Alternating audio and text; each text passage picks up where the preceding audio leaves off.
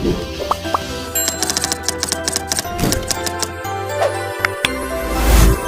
Friends, welcome again.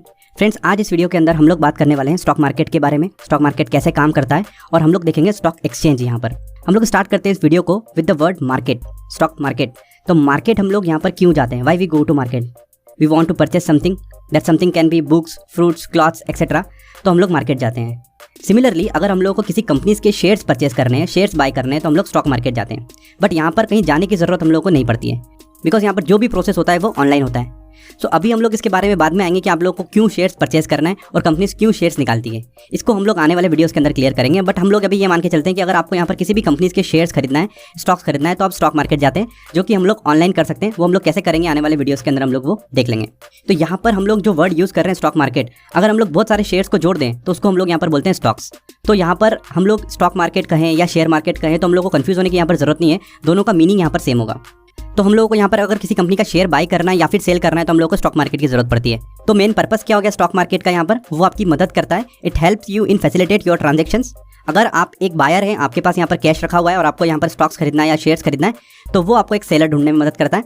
और यदि आप एक सेलर हैं, आपके पास ऑलरेडी कुछ शेयर्स रखे हुए हैं और उसको आपको सेल करना है, तो वो आपको फैसिलिटेट करता है कि वो आपको एक बायर ढूंढ के दे जिसको आप अपना माल जो है या शेयर्स जो है उसको सेल कर सकें।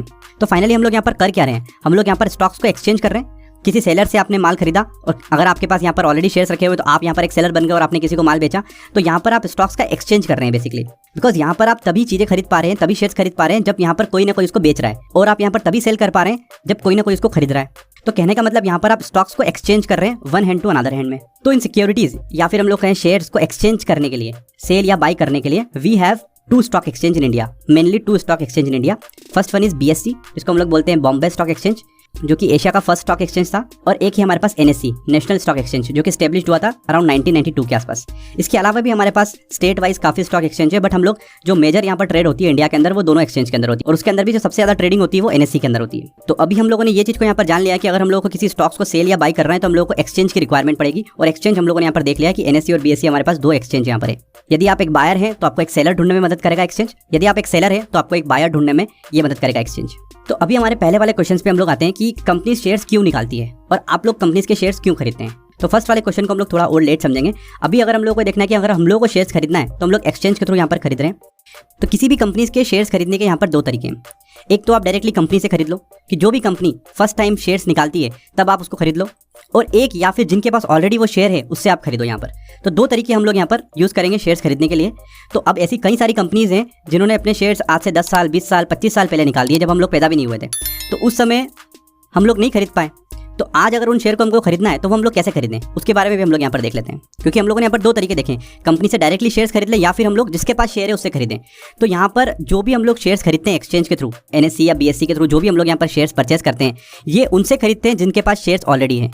अब वो शेयर्स यहाँ पर क्यों बेच रहे हैं और आप लोग क्यों खरीद रहे हैं, ये क्वेश्चन अलग है, इसके बारे में हम लोग डिस्कस करेंगे। बट जो भी शेयर्स आप एक्सचेंज से खरीदते हैं, NSE या BSE से, वो हम लोग डायरेक्टली कंपनी से नहीं खरीद रहे हैं, वो हम लोग उनसे खरीद रहे हैं जिनके पास वो शेयर्स है। इसीलिए इसको यहाँ पर हम लोग बोलते हैं सेकेंडरी मार्केट, यानी कि ऑलरेडी किसी ने यहाँ पर खरीद लिया है कंपनी से, उसके बाद हम लोग वहां से इसको खरीद रहे हैं। तो पहला कॉन्सेप्ट हमारा क्लियर हो गया कि NSE और BSE से जो भी हम लोग शेयर खरीद रहे हैं वो सेकेंडरी मार्केट से आ रहे हैं, हम लोग डायरेक्टली कंपनी से शेयर्स नहीं खरीद रहे हैं। और जब भी हम लोग डायरेक्टली कंपनी से शेयर्स खरीदते हैं उसको हम लोग बोलते हैं IPO, इनिशियल पब्लिक ऑफरिंग। यानी कंपनी जब फर्स्ट टाइम शेयर्स लेकर आती है और उसके लिए आप सब्सक्राइब करते हो, उसके लिए आप डिमांड करते हो कि हम लोग को भी शेयर्स चाहिए, उसके लिए आप अप्लाई करते हो, तब आपको जो शेयर्स मिलते हैं वो आप ये बोल सकते हैं कि हम लोगों ने कंपनी से डायरेक्टली खरीदे। तो उसको हम लोग यहाँ पर बोलते हैं प्राइमरी मार्केट।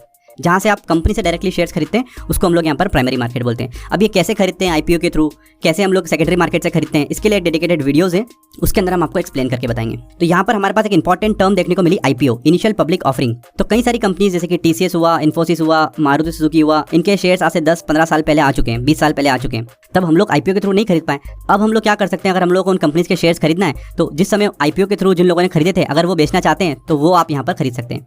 अब वो क्यों बेचना चाहते हैं? उनको लगता है कि कंपनी आगे ग्रोथ नहीं कर पाएगी, या फिर हमारा प्रॉफिट बुक करना है हम लोगों को, या फिर हम लोग सेटिस्फाइड है कि हम लोगों ने इतना वेल्थ क्रिएट करना था वो कर लिए, तो अब हम इसको सेल करना चाहते हैं। आप क्यों खरीद रहे हैं? कि आपको ये लगता है कि कंपनी आगे फ्यूचर में और ग्रोथ करेगी, यहाँ पर और प्रॉफिट्स बनेंगे, आपके यहाँ पर परचेसिंग करने के बाद शेयर प्राइस और ऊपर जाएगी, तो आप यहाँ पर उन कंपनीज के शेयर खरीदते हैं। तो दोनों चीज हमारी यहाँ पर क्लियर हो गई कि अगर हम लोगों को कंपनी से शेयर जब हम लोग खरीदते हैं तो वो प्राइमरी मार्केट से खरीदते हैं, और ऐसा कोई डिफरेंस नजर नहीं आएगा आपको यहाँ पर कि ये हम लोगों ने कंपनी से शेयर खरीदे हुए हैं या फिर हम लोगों ने सेकेंडरी मार्केट से उठाए हुए, तो ऐसा कोई डिफरेंस देखने को आपको नहीं मिलेगा। बट शेयर प्राइस और प्रॉफिट के ऊपर अगर हम लोग बात करें तो वहाँ पर थोड़ा डिफरेंस क्रिएट हो जाता है। अब बात आती है कि हम लोग क्या एक्सचेंज के वेबसाइट पर चले जाएं और एक्सचेंज से डायरेक्टली हम लोग यहाँ पर स्टॉक्स खरीद लें, ऐसा हो सकता है क्या? तो ऐसा बिल्कुल भी नहीं होगा। आप एक्सचेंज की वेबसाइट पर जाकर या वहाँ पर जाकर आप डायरेक्टली ऑनलाइन शेयर परचेस नहीं कर सकते किसी भी कंपनी का। एक्सचेंज ने अपने रजिस्टर्ड मेंबर बनाए हुए हैं। उन रजिस्टर्ड मेंबर को अगर हम लोग टेक्निकल लैंग्वेज के अंदर बात करें तो उसको बोलते हैं हम लोग डिपॉजिटरी पार्टिसिपेंट्स।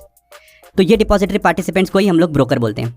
बेसिकली आपको अगर ट्रेडिंग करना है या फिर आपको शेयर्स बाय या सेल करना है तो आपको किसी भी ब्रोकर के साथ में एक अकाउंट ओपन करना पड़ता है। तो आप किसी भी ब्रोकर के साथ में अकाउंट ओपन करके वहाँ से अपनी ट्रेडिंग एक्टिविटी कर सकते हैं। ट्रेडिंग एक्टिविटी का मतलब ये होता है कि अगर आपको शेयर्स परचेस करना है या सेल करना है वहाँ से कर सकते हैं। ये सिमिलर होता है बैंक जैसा, जैसे कि आपको यहाँ पर आरबीआई जो है वो अकाउंट ओपन नहीं करने देगी आरबीआई के साथ में, बट आप किसी भी बैंक के साथ में, प्राइवेट बैंक या पब्लिक बैंक के साथ में अकाउंट ओपन करते हैं तो आप वहाँ से एनईएफटी या आरटीजीएस ट्रांजेक्शन करते हैं तो आरबीआई के रूट के थ्रू ही होकर ट्रांजेक्शन सेटलमेंट होता है।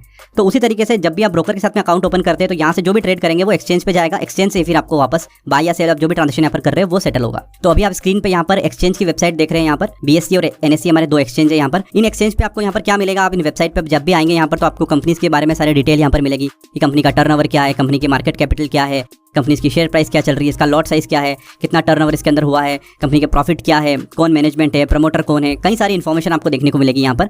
तो आप उन इन्फॉर्मेशन को देखने के बाद अगर आपको लगता है कि मुझे इन कंपनीज के शेयर्स को यहाँ पर बाय करना है तो ब्रोकर के थ्रू जब भी आपने अकाउंट ओपन कराया था उसके थ्रू आप यहाँ पर बाय या सेल कर सकते हैं। वो कैसे करेंगे हम लोग बाय और सेल, इसके लिए हम लोगों ने एक डेडिकेटेड वीडियो बनाया हुआ है, वो आप यहाँ पर देख के कर सकते हैं। और अभी आपके स्क्रीन पे यहाँ पर दिख रहा है ब्रोकर की वेबसाइट।